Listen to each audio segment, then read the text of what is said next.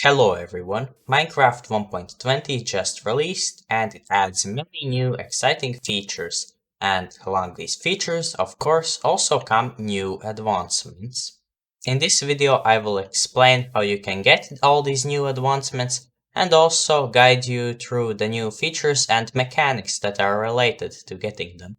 We have a lot to talk about, so let's get started. Okay, first let's talk about the advancements that are related to archaeology. It is a whole new mechanic that has been added in this update. On surface it is very simple. First you'll need a brush that you can make from a stick, a copper ingot and a feather. And then you search for suspicious sand or gravel blocks and use the brush to excavate items out of them. Suspicious sand can be found in desert temples, desert wells such as the one over there, and warm ocean ruins, but suspicious gravel can be found in cold ocean ruins and in trade ruins, which are a new structure that we'll talk about soon. So let's first use the example of a desert temple. As you might notice, sand generates inside them now, and among this sand is suspicious sand. So let's see if we can try to find some. And I think this is it. You can see that the texture is a bit rougher than on the normal sand. And now let's try to excavate an item.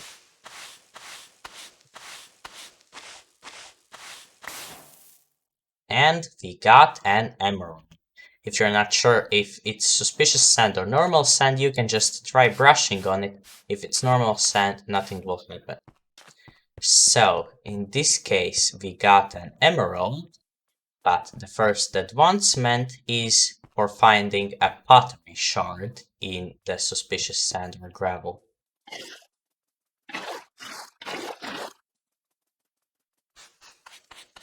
Haha, and it seems that we have found one. And for that we get our first advancement. There are many types of pottery shards and they each have a different rarity and a different image on them. So, pots. They can be crafted from bricks and pottery shards. To craft a pot, you use pottery shards or bricks like this to cover the four sides of the pot. So each of these represents a side, and if we made a pot like this, then when we place it down, you can see that one side is decorated with a picture from the shard, and the other three are blank, and those are from the bricks. And the advancement is obtained from crafting a pot that has all four sides with pottery shards. Trail ruins are a new kind of structure added in the 1.20 update. They can generate in jungles, all types of taigas or old-growth birch forests. They form really interesting structures underground that resemble pathways, towers, and houses and can be excavated, but the most important thing about them is that they contain suspicious gravel. There are really common things that can be found here, such as glass panes and dyes, but also some uncommon things, which we are trying to find right now, the armor trims. And to explain the advancement related to these armor trims, we first need to talk about what armor trims actually do. Now, if we take, for example, the chest plate off, we can apply an armor trim to it to make it look better. You need the piece of armor that you're going to decorate. You need some kind of metal or crystal, and you need an armor trim. Put in the material and the piece of armor, and you can apply patterns with various colors based on the specific armor trims and materials you use. And for this, you get an advancement. Note that only a few armor trims can be found in the trail ruins, and it is quite unlikely that you will find some there. And most of them are scattered are all around the world in different structures. So you should definitely first explore as much as you can and gather them. You can duplicate armor trims that you like just as the regular netherite smithing templates, but it won't be cheap. First, you will need 7 diamonds, then you will need your armor trim, and then you will need a stone that is similar to what you can see in the texture of the specific armor trim. For example, in this case, it was cobblestone, but it can also, for example, be black stone, netherite, sandstone, and such. There are in total 16 different armor trims, but to get this next advancement, you just need the following. The Spire armor trim, which can be found in End Cities. The Snout armor trim, which can be found in Bastion Remnants. The Rib armor trim, which can be found in Nether Fortresses. The Ward and Silence armor trims, which can both be found in Ancient Cities. The Vex armor trim, which can be found in Woodland Mansions. The Tide armor trim, which can be dropped when you kill an Elder Guardian. And finally, the Wayfinder armor trim, which is actually found when excavating trail ruins. Now you need to apply all of these armor trims to a piece of armor. You can, of course, use them on the same one, and then 7 of them would disappear forever. But because they are so rare, I heavily suggest you apply them each to a different armor piece and use the best armor pieces that you have available. Alright, and let's start. You just put in the materials, put in the armor, and start applying the trims.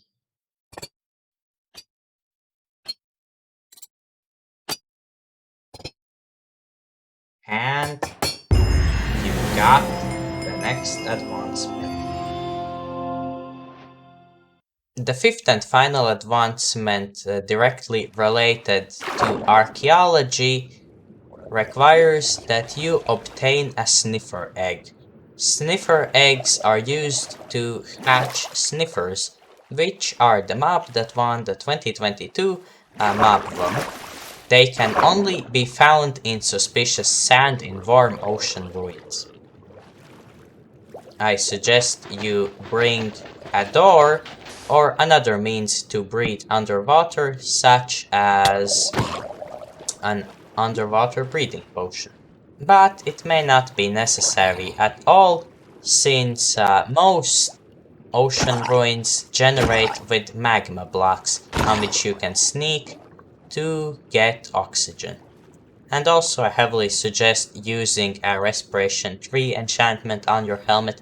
It helps a lot when doing things underwater. These sniffer eggs can be quite rare, and it may take a long time for you to find them, but be patient and sooner or later you will find some. And while we're still on the topic of archaeology, note that suspicious sand and gravel only contains artifacts when it has been naturally generated in a place that has a loot table. So if you put one down yourself, it will not work. It's the same with Skulk Shriekers placed down by the players, not spawning coordinates.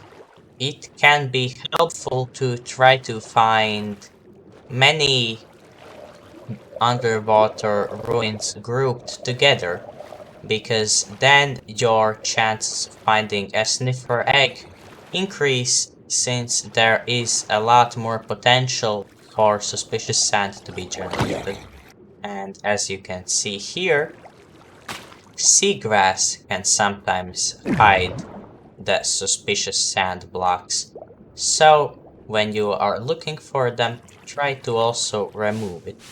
Okay, and after a bit of searching, we found this sniffer egg, and we got an advancement for picking it up. But how would you use sniffer eggs and why are they necessary? Sniffer eggs function practically the same as turtle eggs do. If you put one down, it will hatch after some time has passed.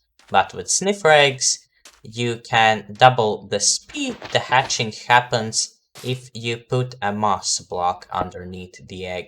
Now you have to wait until it starts cracking and a snifflet appears. And a snifflet just hatched. It is the baby version of the sniffer. These sniffers can dig out several new types of plants, from moss blocks, dirt blocks, mud blocks, or grass blocks, and all the different types of those. Alright, so the second advancement related to the sniffer requires us to feed a baby snifflet one of the seeds that they can obtain. But since it's still a baby, it cannot dig up these seeds. So we'll have to wait until it grows up. And in the meantime, if there are some warm ocean ruins nearby, you can try searching for more sniffer eggs, because to create a population of sniffers, you will need at least 2, so you can breed them. Alright, I have went to a location where the sniffers can actually get seeds out of the ground, since there is grass all around here, and now you just sit around and wait. There are 2 kinds of seeds that the sniffer can sniff out of the ground, and we'll try to see if we can get both of them to demonstrate. So here is one being dug up right now. And let's see, we got a pitcher pod.